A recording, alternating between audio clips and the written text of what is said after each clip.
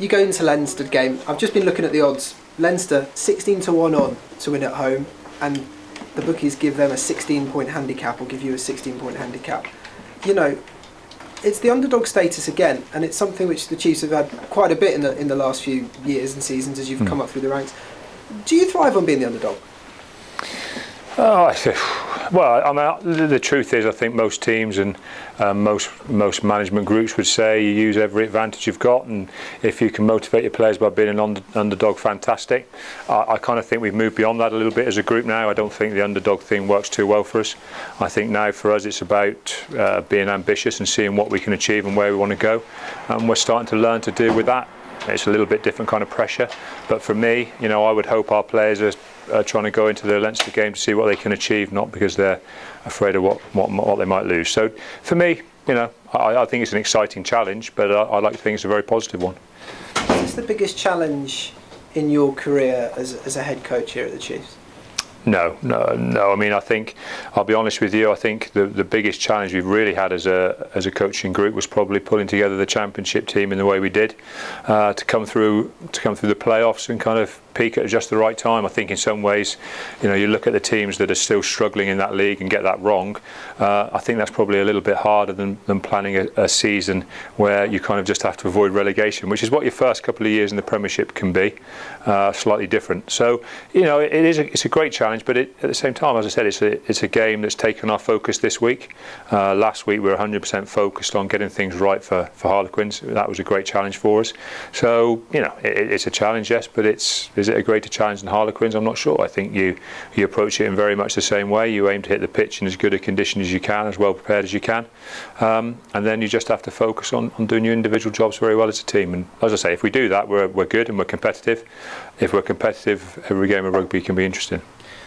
You know, you've had a big set of fixtures leading up to this. Has that helped in a way, because the players perhaps haven't had their one eye on this huge game in Dublin against the European champions, because they've had to play Saracens, they've had to play Harlequins and so on and so forth in the last couple of weeks?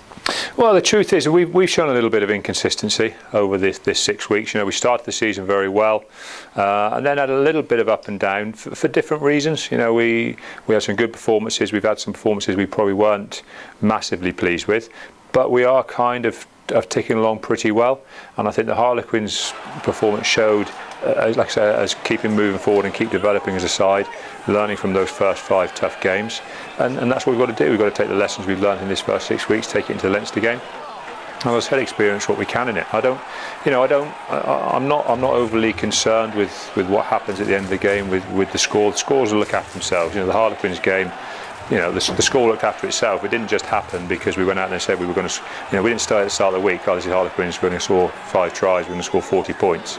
You know, we focused on the things that we thought would work. We stuck at them pretty rigidly, and that's great credit to the players through the course of the game, and you end up with what you end up with, and we'll approach Leinster in exactly the same way. We think we know how we want to attack, we know how we need to defend, but we've got to make those things work for a long period of the game if we want to get anything out of it, and the approach is very much the same for me. Squad-wise, you made a few changes for Quins last week. It seemed to work really well with the victory. How difficult is your job this week in picking that side? Because the players obviously that were rested will want to come back in, and the players who did come in and play very well will obviously want to keep their place for the big game. Yeah, and you've just got to manage that situation as you go along. You know, the truth is we've had some players here who have played very well for us over a long period, and one performance doesn't take that away. You know, just because you have a break for a week, it doesn't mean you've suddenly become a player who's kind of out of the reckoning. And at the same time, as you say, you know, the guys who came in and played well have really upped their cause. You know, it is difficult, but I like the management problem of dealing with a group of players who are all playing very well and are all desperate to play. And as I said, you know, we're going to take 26, 27 players over to quite a large squad over to Ireland. Some things we'll finalise later in the week regarding who plays. Other things that we're pretty well organised around. So I'm pretty comfortable with dealing with that situation. As I said, I think the players understand where they all stand on most things.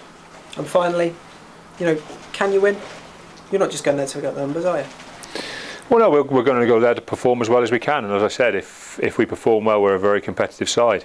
You know, and there's a truth to things. If you're within 7 points of any team, whether it's in the Premiership or the Heineken Cup, there are a number of pressures that that rise during the game. And whenever you're a score away from winning or losing, it's always a very tight and competitive game.